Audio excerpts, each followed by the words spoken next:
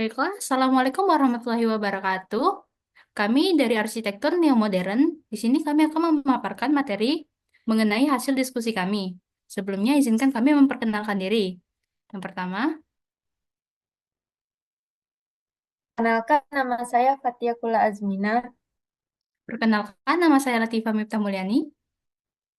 Perkenalkan, saya Nadia Reza Sahara Putri. Perkenalkan, saya Cangga Dwi Cahyo. Baiklah, sebelum membahas mengenai apa arsitektur neomodern, di sini kami akan membahas mengenai sejarahnya yang akan dibahas oleh Fatia. Kepada Fatia, kami persilahkan.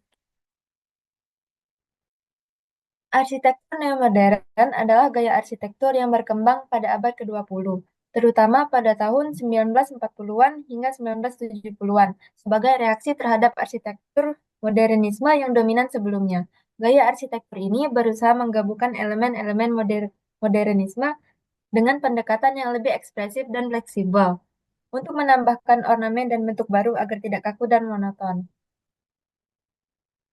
Baiklah, di sini ada tiga kasus dari masing-masing arsitek.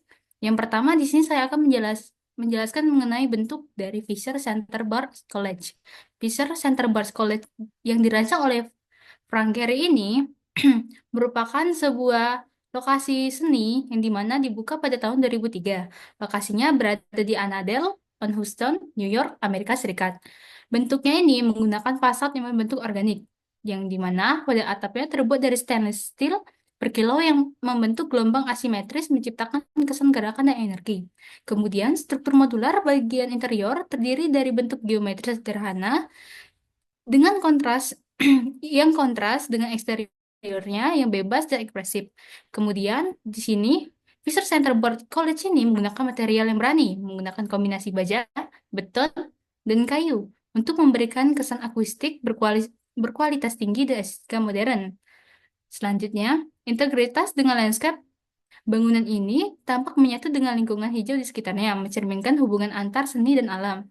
Kemudian yang selanjutnya akan dijelaskan oleh Cangga. Kepadanya dipersilahkan.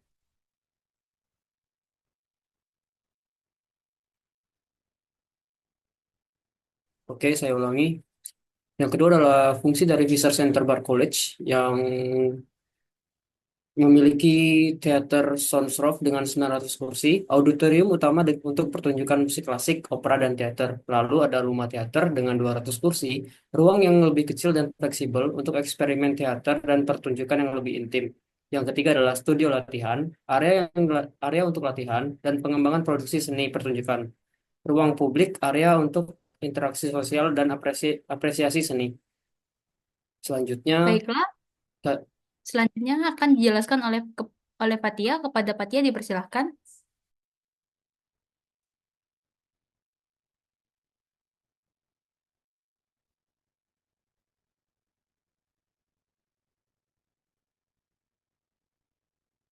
Mohon izin sebelumnya Fatia mungkin lupa untuk menyalakan mic.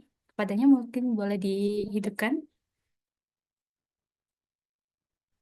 Terima kasih. Adapun konsepnya yaitu ekspresi dinamis, yaitu bentuk atap yang dramatis mencerminkan energi dan kreativitas seni pertunjukan yang berlangsung di dalamnya.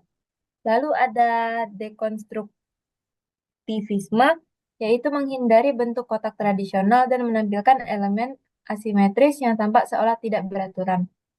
Untuk fungsi dan estetikanya, meskipun eksteriornya ekspresif, interiornya dirancang secara fungsional dengan akustik berkualitas tinggi untuk pertunjukan. Interaksi dengan alamnya, material reflektif pada fasad memungkinkan bangunan berubah warna sesuai dengan cahaya dan cuaca. Baiklah, pada kasus kedua itu terdapat Aurora Place, yang dimana Aurora Place ini dibangun oleh Renzo Piano. Aurora Place dibangun pada tahun 2000 dan diletakkan di Sydney, Sydney, Australia. Tepatnya di 88 Phillip Street, Sydney, NSW. Kemudian pada bentuknya, Aurora Place ini menggunakan fasad kaca dan panel putih, yang merupakan kombinasi kaca transparan dengan panel putih semi-transparan memberikan tampilan yang ringan dan futuristik. Bangunan organik yang asimetris, yang di mana menara perkantoran memiliki bentuk melengkung yang dinamis, mencerminkan aliran angin dan cahaya di sekitar Sydney. Selanjutnya ada atap miring dan potongan geometris.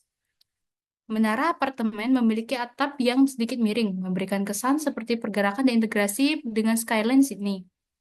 Yang terakhir ialah interaksi dengan cahaya, di mana fasad ini menggunakan fasad kaca yang memungkinkan pencahayaan alami masuk ke dalam gedung. Baiklah, selanjutnya akan dijelaskan oleh Cangga. Kepadanya dipersilahkan. Oke, saya ambil alih untuk penjelasan tentang fungsi. Yang pertama adalah menara perkantoran, berisi ruang kerja premium dengan desain fleksibel yang mendukung pencahayaan alami dan sirkulasi udara yang baik. Lalu ada menara apartemen, menyediakan hunian mewah dengan pemandangan spektakuler ke Sydney Harbour dan Opera House. Yang ketiga adalah ruang retail dan publik. Area ini menjadi area komersial di lantai bawah, menawarkan berbagai fasilitas seperti restoran, kafe, dan toko. Lalu ada plaza terbuka, area publik yang dirancang untuk menciptakan interaksi sosial dan memberikan ruang hijau di lingkungan urban. Baiklah, selanjutnya untuk konsep akan dijelaskan oleh Fatia. Kepadanya dipersilahkan. Untuk konsep Aurora Place, yaitu memiliki konteks urban, desainnya disesuaikan dengan lingkungan Sydney, dengan bentuk yang harmonis terhadap bangunan ikonik di sekitarnya, seperti Sydney Opera House. Adapun arsitektur transparan, yaitu penggunaan kaca yang luas menciptakan hubungan antara interior dan eksterior, memungkinkan cahaya alami masuk dan mengurangi konsumsi energi.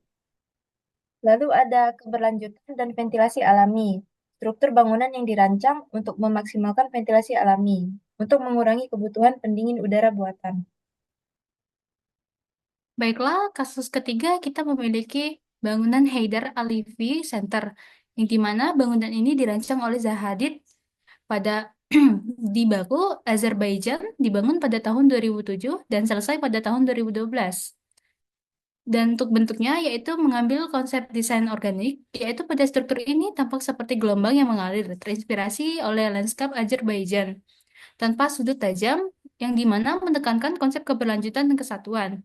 Selanjutnya ada pasal putih dan berkelanjutan, yang memaknai menggunakan material fiberglass reinforced polyester yang ringan tetapi kuat. Untuk selanjutnya akan dijelaskan oleh Cangga. Untuk fungsi sendiri, Haidar Aliyev Center memiliki beberapa fungsi seperti museum, menampilkan sejarah dan warisan Azerbaijan.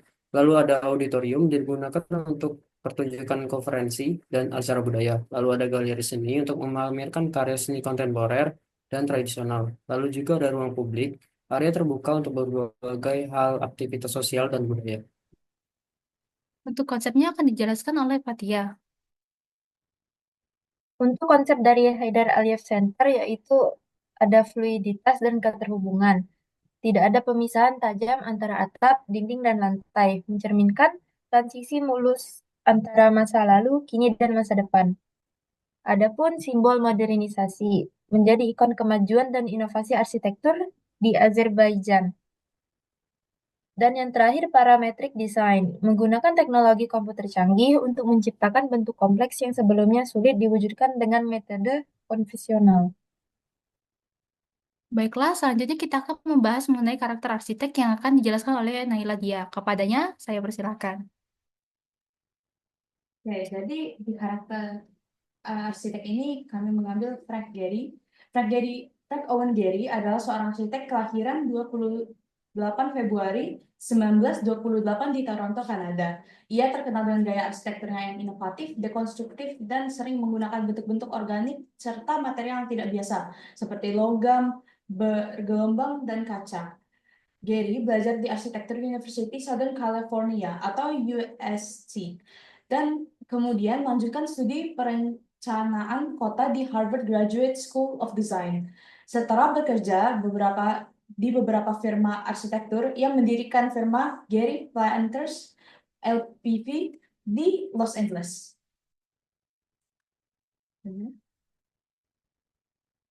Jadi ini sudah ditunjukkan tadi itu ada Fisher Center Bar College yang bisa kita lihat ini menggunakan titanium, kaca, dan baja. Jadi Frank Gehry ini menggunakan gaya dekonstruktivisme yaitu cabang dari neo-modern. cabang ini menolak bentuk geometris yang kaku dan mengutamakan ketidakberaturan, tetapi bentuknya tetap terlihat kokoh. Selanjutnya, kita memiliki Renzo Piano. Renzo Piano lahir pada tanggal 14 September 1937, adalah arsitek asal Italia yang dikenal dengan pendekatan inovatifnya dalam arsitektur berteknologi tinggi atau high-tech architecture. Ia merupakan salah satu arsitek yang paling berpengaruh di dunia dan pemenang Pritzker Architecture Prize pada tahun 1998.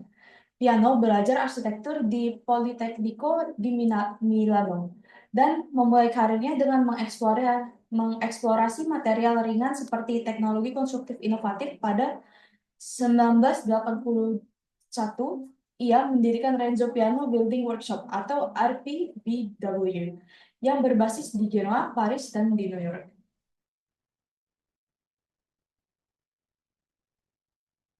Ini bisa dilihat lagi ada Aurora Palace. Jadi Aurora Palace ini menggunakan high-tech neo-modern. Dapat dilihat ini menggunakan kaca baja dan memiliki bentuk yang unik.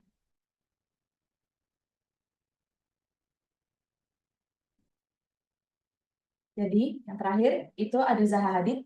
Zaha Hadid lahir pada 31 Oktober pada tahun 1950 di Baghdad, Irak.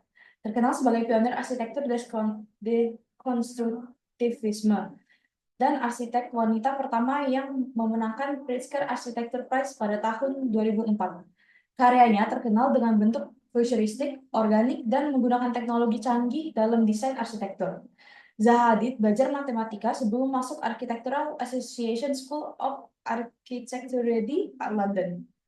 Ia mendirikan firmanya Zaha Hadid Architects atau ZHA pada tahun 1980 dan menjadi profesor di berbagai universitas ternama. Ini adalah salah satu bangunan Zaha Hadid, yaitu Haidar Alif Center di Baghdad. Baiklah, setelah melalui perbincangan tadi, kita bisa menarik kesimpulan. Yaitu yang pertama, arsitektur gaya neoklasik menjadi gaya arsitektur yang sangat berpengaruh dalam sejarah arsitektur dunia dan terus berkembang dari tahun ke tahun. Meskipun banyak arsitek yang masih menggunakan elemen-elemen dari gaya ini, ada juga yang mengambil pendekatan lebih modern dengan penambahan elemen kontemporer dan inovatif. Dengan demikian, desain neoklasik tetap relevan hingga saat ini. Kami rasa cukup dari kami. Sekian presentasi dari kami. Kami akhiri. Wassalamualaikum warahmatullahi wabarakatuh.